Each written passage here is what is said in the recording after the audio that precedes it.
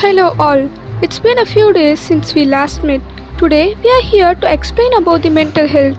According to WHO, the well-being of an individual is encompassed in the realization of the abilities, coping with normal stresses of life, productive work and contribution to their community. Mental health and stability is a very important factor in a day-to-day life. A study conducted by WHO in 2015 shows that 1 out of 5 Indians may suffer from depression in their lifetime, which is equal to 200 million people. A lack of awareness and limited access to professional help leads only 10 to 20% of the sufferers.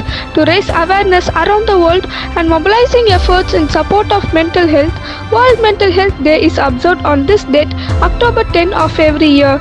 Ignored for long, India is now facing a mental health crisis unlike ever before.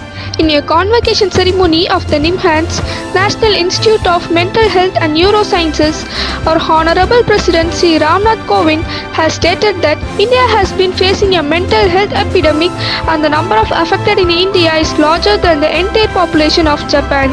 Children are nation's future and tomorrow's citizens, said Jawaharlal Nehru. But this current situation of e-learning affects their mental health too. In a recent study, the majority of young people associate mental illness with extreme sadness or violent tendencies. Children's brains are still developing and will continue to develop until around the age of 25. When a mental illness occurs, it becomes very hard for a child to acquire the necessary skills and habits.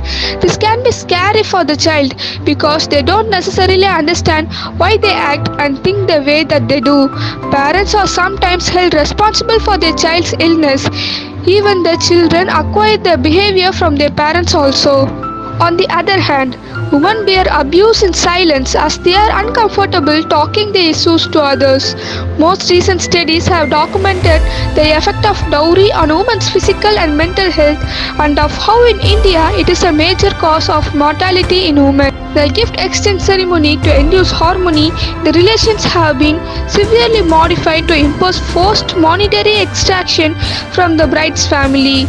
For it in cash or kind, additional financial burden takes a toll on the sufferer. The society seemingly judges the worth of a person on the basis of dowry accepted or received, and this framework can be attributed to the detrimental status of women in the society.